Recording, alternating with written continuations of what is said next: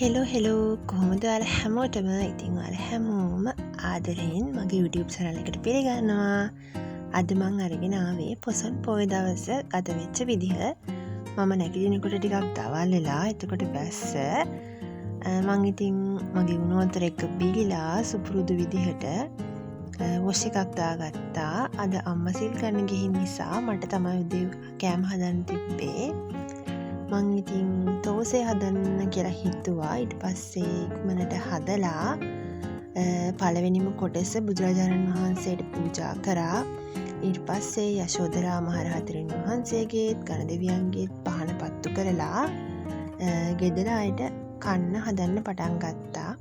මම ඔය කෑම හදනකොට ගෙදර හිටියේ නංගිලා දෙන්නයි ලොකු අයියා හිටියා. මේ අපේ අයියා වැඩට ගිහින් හිටියේ. තාත්තා ගිහින් හිටියා උපාසක දානි හදනවා එයාගේ යාළුවෙක්ගේ ගෙදරක. ඒකට උදව් කරන්න ගිහින් හිටියේ. ඉතින් මම විතරයි ඒ වෙලාවේ නැගිටලා හිටියේ. මම ඉතින් ටික හිමීට හදාගෙන ගියා. ඒත් අම්මා සිල් ගන්න යන්න කලින් දවසේ කියන්නේ ඊයේ රෑ මගෙන් ඇහුවා මොනවා හරි හදලා තියලා යන්න ඕනේද කියලා. මම ඉතින් කිව්වා ඕනේ නැහැ මම මොනාරි හදන්නම් කියලා. ඉතින් මට හිතුණා තෝසේ හදුවොත් හොඳයි කියලා. ඒ හින්දා ඉතින් මම තෝසේ හදන්න පටන් ගත්තා. හිතන තරම් ඉතින් වැඩේ නම් ලේසි වුණේ නැහැ. මම සාමාන්‍යයෙන් මම තමයි ගෙදර තෝසේ වගේ දෙයක් හදන්න නම් හදන්නේ. අර පැකට් එක අරගෙන හදන එක මට ලේසි. මම අනිත් විදියට වැඩි හදලා නැහැ. දන්නේ නැහැ ගැන ඉච්චර. කොහොමද ඉතින් රසට ආවා. හැබැයි එහෙම අවුලක් තිබුණේ නැහැ. ඔය අතරේ මම පොල් චුට්ටකුත් කාගෙන ඒකට ඕනේ සම්බෝලෙත් හදාගත්තා. පොඩි දෙනා නැගිට්ටාම තේ දෙන්න ඕන හින්දා මං ඉතින් කේතේ ලිපේ තිබ්බා. ඒත් එක්කම යාලා නැගිට්ටා. මම ඉතින් ඒ දෙන්නට තේ හදන ගමන් මටත් බඩගින්නක් වගේ තිබුණා. ඉතින් මමත් හදාගත්ත එකම තේ එකක් බොන්න. මං සාමාන්‍යයෙන් තේ බොන්නේ නැහැ උදේට. ඉතින් මට දැන් ඔය පොඩි ආසාවක් ඇවිල්ලා ඒ හින්දා ඉතින් හදාගත්තා. වස්සත් එක්කනේ තේ එකක් දුව හොඳයි කියලා හිතුණා. ඒ දෙන්න නිවාඩු දවසට ටික දවල් වෙනකන් නිදා ගන්නවා. පවුනේ ඉතින් ඒ දවසට නිදා ගන්න තියෙන්නේ. ඒ හින්දා ඉතින් මම සද්ද කරන්නේ නැතුව හිටියා. නැගිට්ටාම ඉතින් චුටි වදයක් තියෙනවා. මොකද දෙන්නත් එක රණ්ඩු වෙනවනේ. ඔය තියෙන්නේ අපි දෙන්නාගේ කෝප්ප තුන. බලන්නකෝ මගේ තෝසි ටික ලස්සනයිද කියලා. ඊට පස්සේ මං ඉතින් කන්න පටන් ගත්තා. කාලේ ඉවරලා ඒත් වැස්ස තාම මට පාඩම් කරන්න වගයක් තිබුණා. මං ඉතින් ඒකත් කරලා ආයෙ පාරක් කොපි එකක් හදාගත්තා. ඔන්න ඉතින් ඊට පස්සේ මතක් වුණේ අපිට මේ දැන් වෙසක් එකට වගේ පොසොන් එකකට පොසොන් කූඩු හදනවානේ. පොසොන් කූඩුවක් හැදුවේ නැහැ කියලා. අපි පරණ එක හදලා තිබිච්ච එක ගලවලා අරගෙන ඒක ඉතින් පුස් කාලා හැම තිබුණා. ඒක ගලවලා නංගි ලොකු නංගි කඩේට දුවලා ගිහිලා අරන් කොළ. ඊට පස්සේ ඉතින් අපි ඒක ඇලෙව්වා.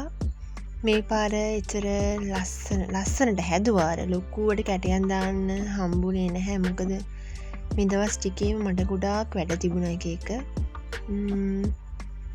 ඒ හින්දා ඉතින් සරල විදිහට මේ පාර කූඩුව හැදුවා. කොහොම හරි ඉතින් මේ දෙන්නත් එකතු වෙලා කූඩුව හැදුවා. ඔය අතරේ දවල්ට අපි කාලත් ඉවරයි. ඔය මම දැන් ඔය රැට උයන්න තමයි ලෑස්ති වෙන්නේ. මම සෝයා මීට් ටිකක් හදලා අලයි කැරටුයි කිරට හදලා කට්ලස් වගේක් තිබුණා. තෙල් දැම්මා. ඊට පස්සේ අම්මට උදේට උයන්න පොල් ගාන්න තමයි ලෑස්ති වුණේ. ගමම්ම තේ අම්මා කෝපි හැදුවා. අම්මා ගෙදර ආවට පස්සේ එයා කෝපි එකක් හදලා දුන්නා. මං ඉතින් එළියට වෙලා ඒක බොන ගමන් තමයි ඉන්නේ වටපිට බල. මම සාමාන්‍යයෙන් හරිම ආසයි මී ටයිම් එකක් ගත කරන්න. කෝපි එකක් බොන ගමන් හරි ඔය නිකන් ඉන්න ගමන් මම හරි ආසයි වටපිට බල ඔහේ මට හිතෙන ඕනම දෙයක් කල්පනා කර වාඩි වෙලා ඉන්න. වටපිටාව හරිම ලස්සනයි. උදේට වැස්ස තිබ්බට ඒ වෙලාවේ නම් ඉර මේ කියන්නේ අහස හරිම ලස්සන නිල් පාටට පේනවනේ. මාර ලස්සනට තිබ්බා. ඔය ඉතින් අපේ අම්මා උදේ රුයන් ලෑස්ති කරනවා. එයා ගොඩක් වෙලාවට නෙමෙයි හැමදාම වගේ රෑට තමයි උදේ රුයන් ලෑස්ති කරන්නේ. ඒක මම රෑට යහල් තිබ්බා මං මල්ලු පිණි හැදුවා. එයා ඉතින් හාල් තියෙනවා. මං ඉතුරු පොල් ටිකත් ගාලා ෆ්‍රිජ් එකට දැම්මා. එතකොට අම්මට ලේසියිනේ. එයා ඉස්සර ඉලෙක්ට්‍රික් හිරමනින් තමයි ගෑවේ. ඒකද මේ දවස්වල කැඩිලා. ඊට පස්සේ ඉතින් මං වොෂ් එකකුත් දාගෙන යනකොට අම්මා පහන තියලා තිබ්බා. ඔය එයා ගාතා කියනවා. මාත් ඉතින් වැඳලා පොඩ්ඩක් එළියට ආව බලන්න. මං ඉතින් කොහොමද එළිය බලන්න හරි ආස ළමයෙක්නේ. ඔය එතකොට ඉතින් අපේ ලොකු අයියා මා එකතුල කූඩුවත් එල්ලුවා. හරිම ලස්සනයි අනේ. මං හරි ආසයි මේ කුල පාට දිහා බලන් ඉන්න. තාත්තා උදේ ඇවිල්ලා බල්බ් දාලා ගියා. එයා එනකොට කඩල වගේක් අරන් ඇවිත් තිබුණා. දන්සලකින්ද කොහෙන්ද දන්නේ නැහැ. ඉතින් මම ඉතින් කෑවා. ඔය තියෙන්නේ රැට්. ඒ කියන්නේ ලයිට් එහෙම දැම්මම පස්සේ ඔය එහා පැත්තෙන් පේන්නේ අපේ ගේ ගාව ගයක්. ඒකත් හරි ලස්සනයි විසක් එකට පොසොන් එකට එහෙම. ඉතින් අදත් මගේ vlog එක හරිම ආදරෙන් බලපු ඔයාලා හැමෝටම ගොඩාක් ස්තුතියි. මම ඔයාලා හැමෝටම ගොඩාක් ආදරෙයි. ඔයාලා හැමෝම පරිස්සමින් ඉන්න.